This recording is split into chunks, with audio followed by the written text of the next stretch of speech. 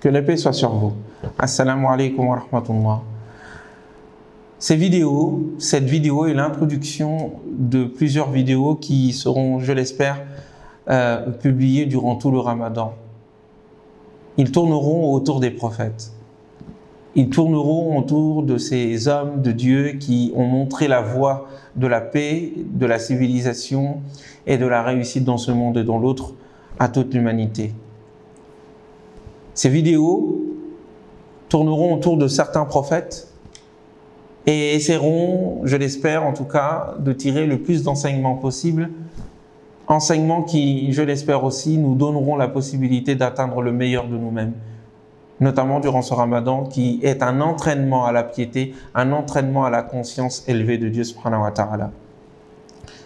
Nous parlerons d'Adam et d'Ève, de leur aventure dans le paradis et de la leçon que toute l'humanité devra en tirer, car c'est l'histoire de l'humanité. Nous parlerons aussi de Noé et de sa relation avec son peuple, de ce qui s'est passé et de l'enseignement que l'on peut aussi en tirer. Nous parlerons aussi de Hud, de Salih, de Shu'aib, de Job, Ayoub, de Zacharie, de Jésus, de Moïse, d'Abraham, le père des prophètes. Nous parlerons de tout cela et nous prendrons le temps ensemble de les méditer, de comprendre et de nous en tenir à ce que le Coran dit en évacuant de notre esprit et de notre discussion toutes sortes de superstitions qui seraient là pour nous empêcher de comprendre le fond de la leçon que le divin auteur du Coran essaye, ou en tout cas nous donne à travers le Coran, car Dieu n'essaye jamais, il fait. Mais il faut introduire. Il faut saisir l'importance de ces prophètes, comprendre qu'il ne s'agit pas de chimères, comprendre qu'il s'agit d'exemples vécus et non pas seulement de, une histoire inventée, comme le dit d'ailleurs le Coran, il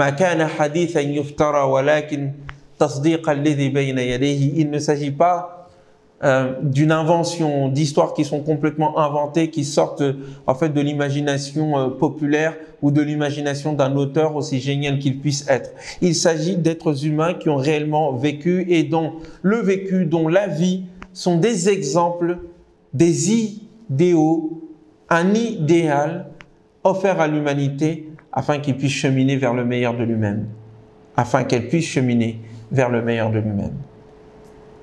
Nous dit le Coran, pour nous donner la fonction même de ces prophètes et de ces envoyés. Les êtres humains formaient une seule communauté au début. Une seule communauté de langue, de culture, une seule communauté de croyances et de visions. Mais l'être humain est un être divers. L'humanité est une diversité en évolution. Cette unité du début ne pouvait rester intacte. Alors,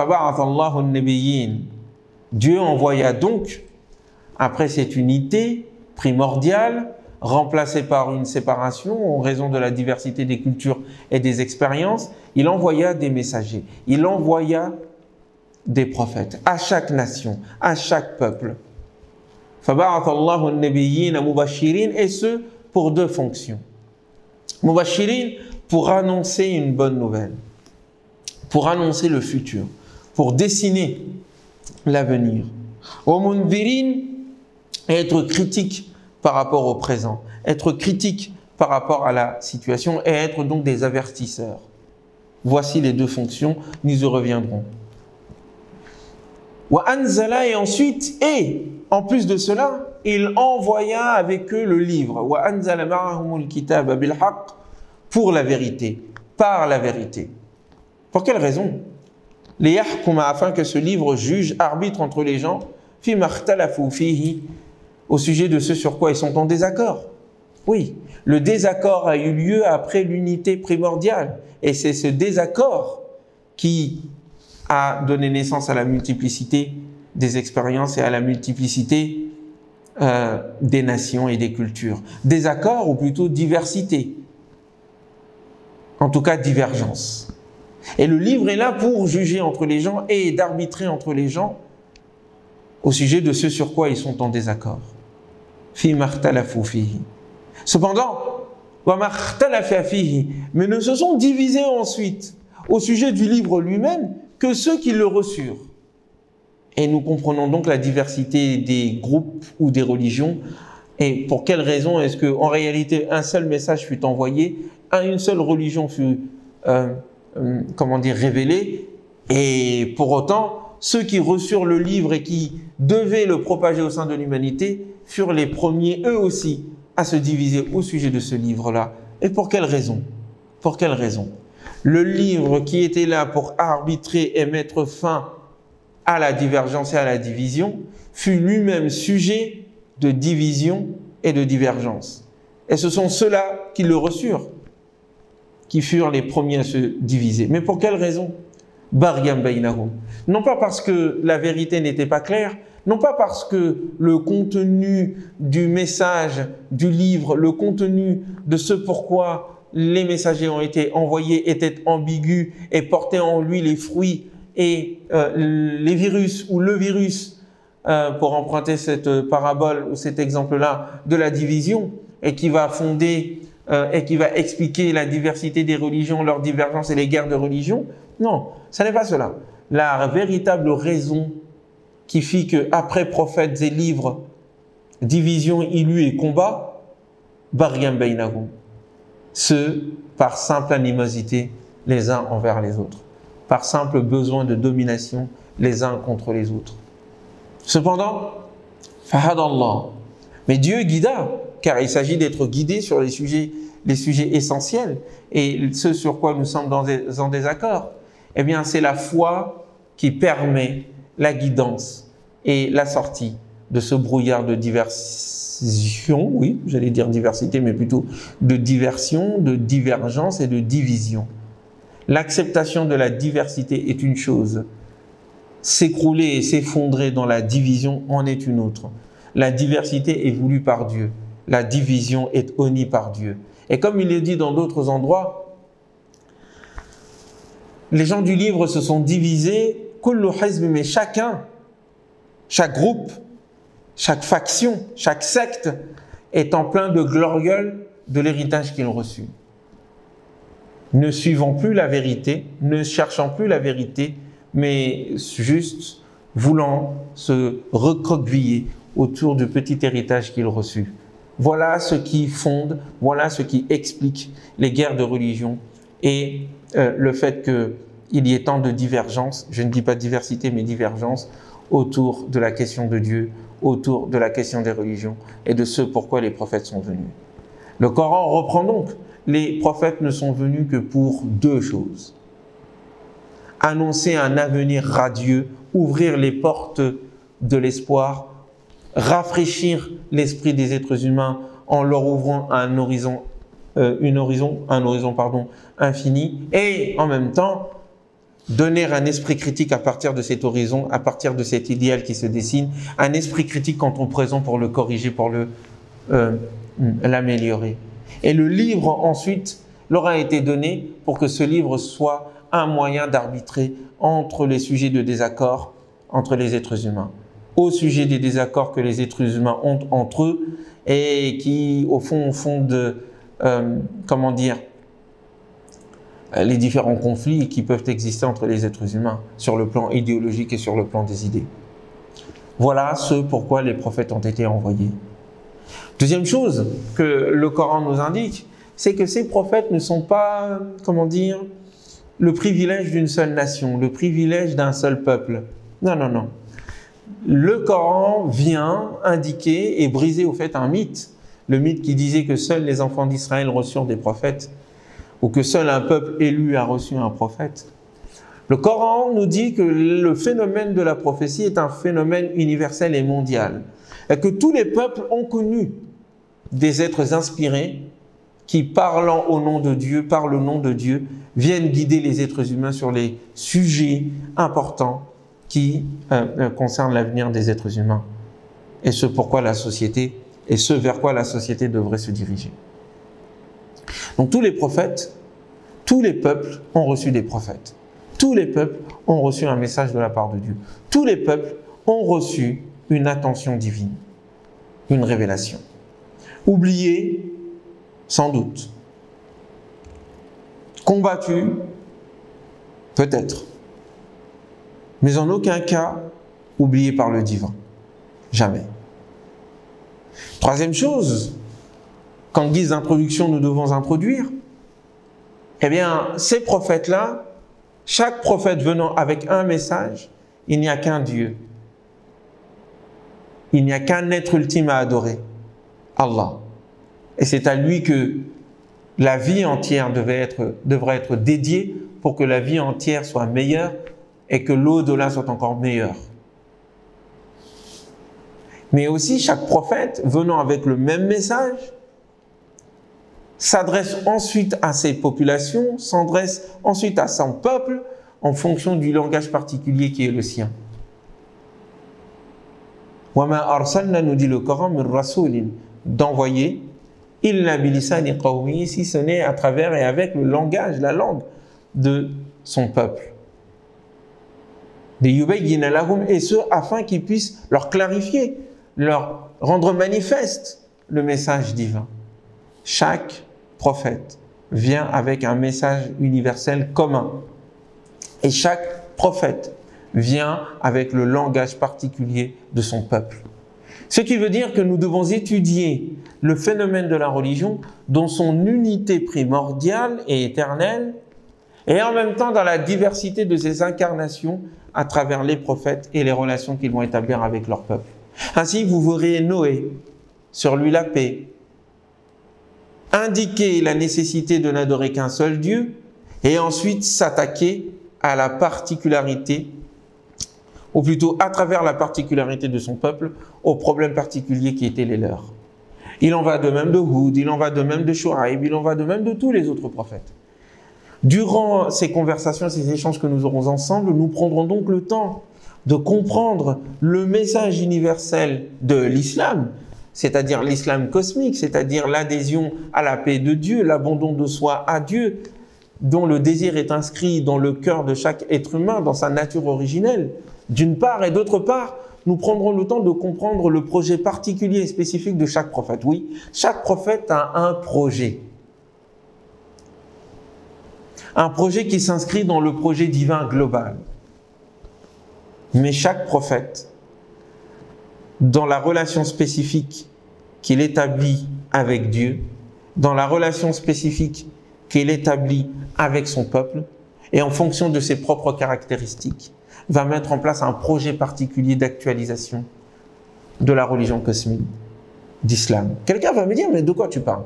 Tu parles de l'islam, c'est-à-dire l'islam, la religion de Mohammed, et tu prétends que Noé était un musulman, c'est-à-dire avant l'arrivée du Coran, il était déjà musulman. Tu vas me dire que le projet même de Dieu, c'est l'islam? Quelle vantardise, quelle façon étrange de nier l'existence des autres religions. Et je te dirai, sois attentif. Je te dirai, ne t'empresse pas. Je te dirai, écoute ce que j'ai à te dire. Le propos coranique n'est pas un propos spécifique à une communauté particulière. C'est un propos qui s'adresse à toute l'humanité. Et quand il parle d'islam, et nous verrons cela, si Dieu le veut, à travers les différentes interventions que nous aurons, eh bien, il parle au fond d'un islam qui est au fond la religion primordiale de l'ensemble de l'humanité, la religion primordiale même de l'ensemble du cosmos. Et n'entend pas le terme islam dans la religion particulière que l'on présente à travers l'histoire et à travers les médias. Je te dis tout simplement qu'il faut prendre le terme islam dans son sens étymologique, tel que le Coran le comprend, tel que le Coran le dessine, tel que le Coran le présente. L'abandon de soi à Dieu, l'adhésion à la paix de Dieu. Et si tu veux, tu peux dire soumission, même si le terme soumission peut être impropre. En tous les cas, c'est un sentiment qui habite l'être humain et qui le pousse à être en quête de sens. Et lorsqu'il trouve la réponse divine qui lui est offerte et donnée à cette quête de sens, eh bien son cœur s'apaise. Cet état d'âme, cet état psychologique, cette quiétude intérieure a un seul nom en arabe, islam.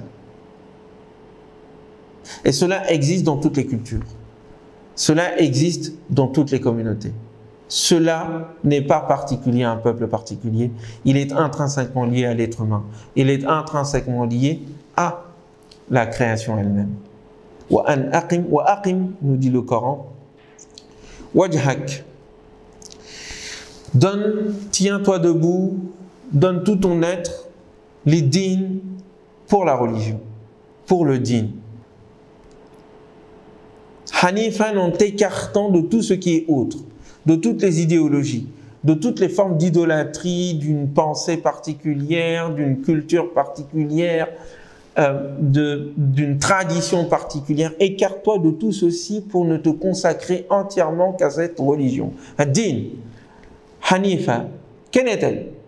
Quelle est cette religion? Quel est ce din? Fitrat Allah, il s'agit de la fitra, de la brique fondamentale, de la nature originelle. Fitrat Allah, allati fatara an-nas 'alayha. Cette brique originelle, primordiale, qui est celle sur laquelle l'humanité a été créée, l'humanité a été fondée, l'humanité a été établie, tous les êtres humains. Fitrat Allah, allati fatara an-nas 'alayha. C'est la fitra de Dieu sur laquelle Dieu créa les êtres humains. La tabdila li khalqillah, tu ne verras point de changement dans la création de Dieu. C'est en lien avec la création elle-même. La religion primordiale est en lien avec la nature primordiale de l'être humain qui est en lien avec la création même du cosmos. Fitrat Allah allati fatara an-nas 'alayha. La tabdila li khalqillah, et tu ne trouveras point donc de changement dans la création de Dieu. C'est-à-dire que c'est permanent, aussi permanent que la création de Dieu. Mais la plupart des gens ne le savent pas. Donc, vous comprenez, les prophètes ne viennent qu'exprimer la réponse divine à la quête de Dieu inscrite dans le cœur de chaque être humain. La quête existentielle qui nous fait poser un certain nombre de questions sur le sens du monde. La nature originelle qui fonde au fait notre raison. La nature originelle qui fonde au fond la permanence, ou plutôt ce qui fait que tous les êtres humains sont des êtres humains, doués de raison, de parole, et avec un certain type de rapport et de fonctionnement avec l'univers. Voilà qu'est-ce que la fitra. Et ce fonctionnement de la raison, ce fonctionnement du cœur, s'appuie sur un sens, s'appuie sur, ou se fonde sur le désir d'atteindre un idéal. L'idée d'un idéal, c'est Dieu, c'est le divin. Et les prophètes ne sont là que pour répondre en fait à ce désir, que donner une incarnation, une réponse particulière à ce besoin de l'être humain d'adorer Dieu ou d'adorer un idéal qui est Dieu en réalité. Puis ensuite, comme je l'ai indiqué, réponse permanente, n'adorer qu'un seul Dieu. Ensuite, réponse ou habillement spécifique en fonction du peuple, en fonction de l'étape de l'évolution de l'humanité, jusqu'à l'étape universelle qui est celle de la venue du prophète Mohammed, qui reprendra l'ensemble des prophètes, la synthèse de l'ensemble des messages des prophètes pour ensuite lui donner une forme universelle. Nous avons déjà abordé ces sujets-là dans d'autres vidéos. Voilà l'introduction que nous voulions donner de façon générale. Tous les peuples ont reçu un prophète. Le Coran synthétise leur message et donne à cette histoire, incarnée par l'histoire même des prophètes, une idée, une vision, des enseignements qui permettent à l'humanité de se diriger et de s'orienter. Si tous les prophètes ont leur message synthétisé dans un seul livre, alors il n'y a plus besoin de nouveaux prophètes. Puisque l'essentiel, c'est le message des prophètes, et non pas seulement les messagers. Vous comprenez donc la raison pour laquelle le Coran, à ce moment-là, peut se permettre d'annoncer la fin de la prophétie. Si toutes les étapes de l'humanité sont synthétisées dans le livre, si tous les prophètes sont venus à travers ces différentes étapes de l'humanité, délivrer le message et indiquer aux êtres humains la voie de la guidance et de la réussite dans ce monde et dans l'autre, alors il n'y a plus besoin de prophètes, puisque leur message est préservé dans le livre qu'est le Coran. Et il suffit donc aux intelligences d'en tirer des enseignements. Autre point que j'aimerais aborder dans cette introduction, c'est notre volonté d'épurer l'histoire de ces prophètes de toutes les fausses superstitions qui ont été introduites et qui empêchent au fond de comprendre le cœur même du message de ces prophètes-là. Ces superstitions ont un objectif, empêcher de comprendre l'essentiel. Donc ne vous offusquez pas si à un moment donné, nous ne faisons pas référence à telle et telle histoire qui a été racontée, c'est que nous n'y croyons pas d'une part, ou que nous nous mettons même à critiquer telle et telle histoire qui est racontée à partir du Coran, en indiquant ce pourquoi est-ce que cette histoire ne peut pas être vraie, et ce pourquoi au fond cette histoire fut inventée, et en quoi est-ce que cela nous détache, ou en tout cas nous détourne de l'essentiel et de la vérité. Les prophètes sont des modèles, ils ont existé, et ils nous montrent que l'humanité peut aller au-delà de ce qu'elle est, en atteignant le fond de ce qu'elle est, son meilleur. Laqad khalaqna al-insana fi ahsani taqwim, nous dit le Coran. Nous avons certes créé l'être humain dans les dispositions les meilleures.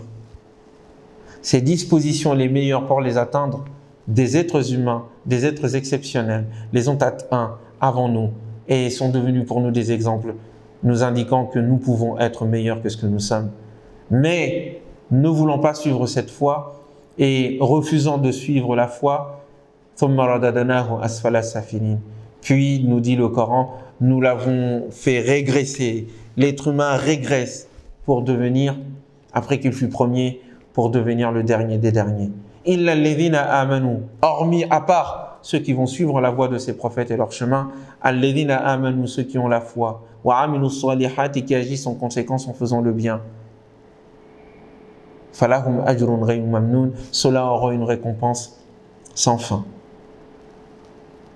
Que Dieu fasse que cette récompense nous soit donnée et qu'il fasse que durant ce Ramadan, la voie des prophètes nous soit montrée et que nous puissions y cheminer dessus ensemble. Je vous remercie, je vous souhaite un bon Ramadan, que la paix soit sur vous, ainsi que la miséricorde de Dieu et ses bénédictions. Assalamu alaikum.